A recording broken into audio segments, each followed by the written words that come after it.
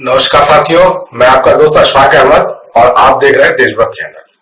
ये हेमंत सोरेन को बेल मिल गया है और जो उनके ऊपर में केस था जो ईडी ने लगाया था, तो इसका क्या मायने है? इसका मायने ये है कि जो केस है वो खत्म हो चुका है, क्योंकि जो ईडी का केस होता है तो वो लगाते हैं किस लिए? PMLA act, prevention of money laundering act.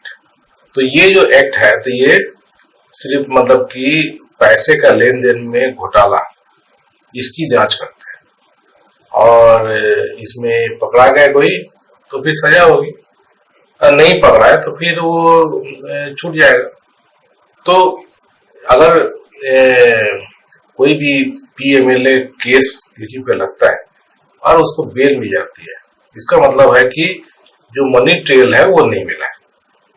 तो सीधी बात है कि फिर और कुछ मतलब बचता ही नहीं है कि मनी, जब पैसा का लेन देन का आपको हिसाब ही नहीं मिला है तो फिर केस चलेगा क्या? तो ये मुद्दा है। तो हेमंत सोरेन को बेल मिलना बहुत बड़ी घटना है, मतलब इस देश के इतिहास की घटना में ये शामिल किया जा सकता है। वजह यह है कि जिस तरीके से मोदी जी ने ईडी का दुरुपयोग किया और दूसरे तंत्रों का भी दुरुपयोग किया, उसका हवा अब निकलते जा रहा है। अब अभी तक मोदी जी क्या करते थे कि एक तो डराएंगे धमकाएंगे ईडी सीबीआई आईटी के द्वारा जो विपक्षी नेताओं को, या तो टूट के मेरे साथ मिल जाओ, मेरी बात मानो, नहीं तो तुमको मैं जेल भेज दूंगा। और दूसरी तरफ ये जो ईडी के द्वारा पकड़ा के और उसके बाद में खबर चलाते थे कि देखो भ्रष्टाचारी है, किसी को मैं छोड़ता नहीं हूँ, इसको मैंने जेल भेज दिया। पूरे देश में मोदी जी यही प्रचार करते थे कि न खाऊंगा न खाने दूंगा, भ्रष्टाचारियों को छोड़ूंगा नहीं, सबको जेल भेजूंगा, मोदी जी कहते आए ना। तो अब मोदी जी का ये पोल खुल गया कि जिसको मोदी जी भ्रष्टाचारी बता के जेल भेज रहे हैं वो भ्रष्टाचारी है ही नहीं। और कौन है भ्रष्टाचारी? जो खुद मोदी जी हैं और मोदी जी के साथ में जो डर के मारे बीजेपी में आ गए या सहयोगी दल बन गए। जैसे महाराष्ट्र में अजीत पवार दल है, तो उनके इसमें तो प्रफुल्ल पटेल, तो छगन भुजबल, खुद अजीत पवार और भी जो नेता है उनके, उस सब के ऊपर में मोदी जी ने ईडी सीबीआई आईटी का केस लगाया हुआ था। और उसके बाद में अब जब साथ में आ गए, पहले तो वो शरद पवार की पार्टी में थे जो मोदी जी के विपक्ष में थी, बल्कि सरकार चला रही थी महाराष्ट्र में। तो मोदी जी ने उनको डराया धमकाया, तो इनको ये मोदी जी के साथ में आ गए और सरकार में शामिल हो गए, बीजेपी की सरकार में। तो अब जैसे ही वो मोदी जी की बात मान लिए, तो सबके ऊपर में एक एक केस जो है सब रद्द हो रहे हैं। कहीं पे फाइल नहीं मिल रही है, कहीं पे सबूत नहीं मिल रहे हैं, कहीं पे कुछ और हो रहा है, और सब जो ये जितने भी केस रफा कर रहे हैं मोदी जी, तो ये हिसाब किताब है कि भ्रष्टाचारियों को मोदी जी जो है इनाम देते हैं। अजीत पवार पे खुद मोदी जी इल्जाम लगाते थे कि 70,000 करोड़ का घोटाला किया, और अब खुद गले लगा लिया, उसको डिप्टी सीएम बना दिया महाराष्ट्र का, है ना। ये तो आप देख रहे हैं, इसी तरह से हर पूरे देश में आपको दिखता है। दिल्ली में आम आदमी पार्टी के सब नेताओं पे ईडी सीबीआई छोड़ रखा था और उनको पकड़ पकड़ के जेल में बंद कर रहे थे। केजरीवाल जी भी को भी जेल में बंद किया हुआ है, और अभी ईडी का केस जो है वो सुप्रीम कोर्ट कैंसिल कर देगा, मोदी जी जानते हैं, तो केजरीवाल छूट जाएंगे। सुप्रीम कोर्ट मतलब बेल दे देगा केजरीवाल को ईडी के केस। तो मोदी जी ने सीबीआई को बोला कि जाओ उसको पकड़ के अभी और जेल में रखना है। तो अभी हाल ही में सीबीआई उनको पकड़ के केस बनाई है और वो जेल में रहेंगे, छूट नहीं पाएंगे, ईडी बेल देगी तब भी। तो ये मोदी जी का खेल है। तो तोड़ने की बहुत कोशिश की नेताओं को, तो आम आदमी पार्टी के नेता टूटे नहीं, तो ये अच्छी बात। वो भ्रष्टाचारी नहीं है, उनको मालूम है कि वो छूट जाए। तो ईडी के केस में क्या है, जल्दी छूटना भी मुश्किल होता है, क्योंकि केस ऐसा बना हुआ है कि सबूत आपके खिलाफ नहीं भी हो तभी भी कोई छोटा मोटा कहीं से कहीं से गवाही दिला के अब उनको जेल में डाल कर रखो। तो दिल्ली में आपको पता है कि एक शरद रेड्डी करके व्यापारी और 4 और लोग थे, तो उनके ऊपर में शराब घोटाले का मामला लेके और जेल में डाला हुआ था ईडी ने।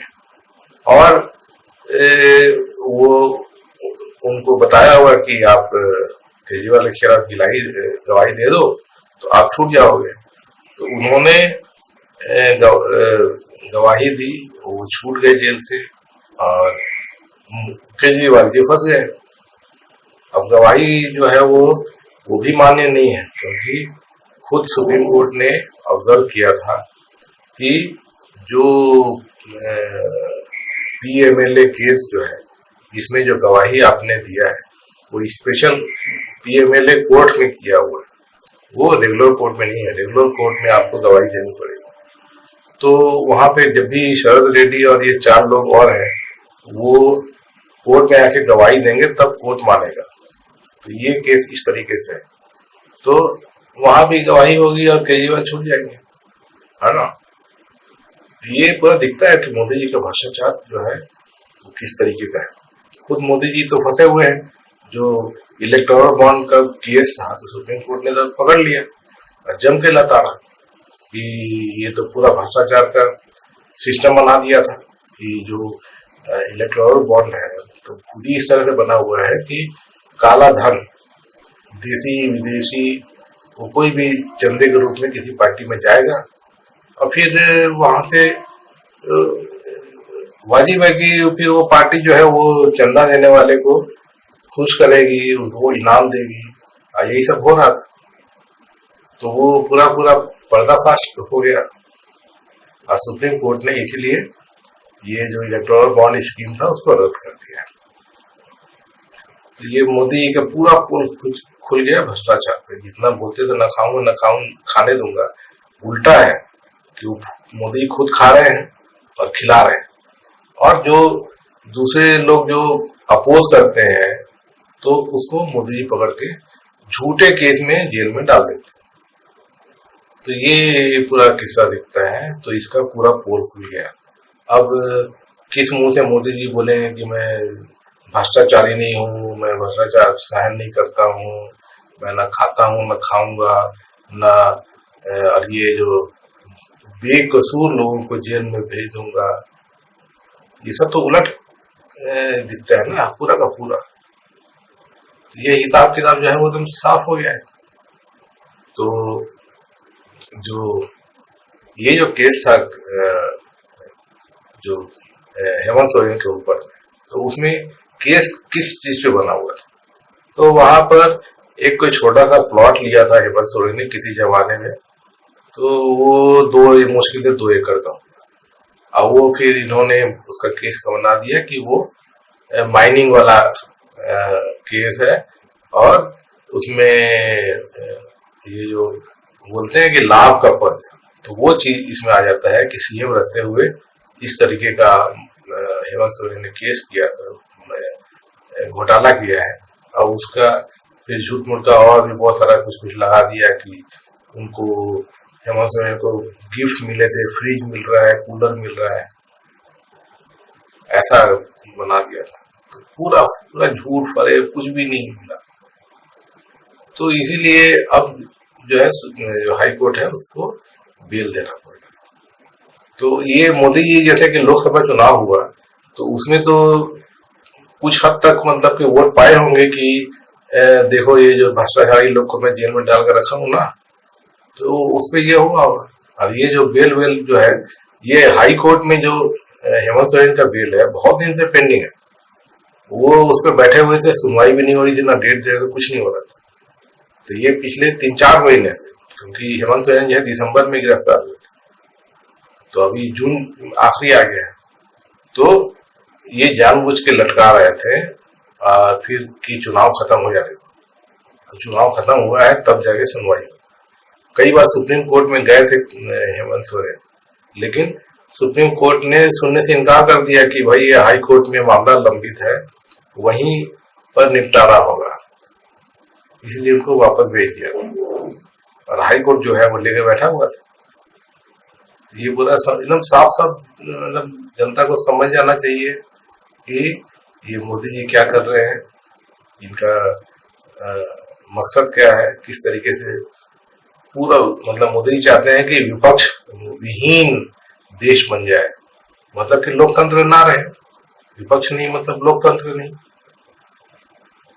और मोदी जी आराम से बैठ के मतलब गद्दी पर बैठे रहे, कोई उसको विरोध नहीं, कुछ नहीं, और वो परमानेंट मतलब महाराजा बन के बैठे रहे।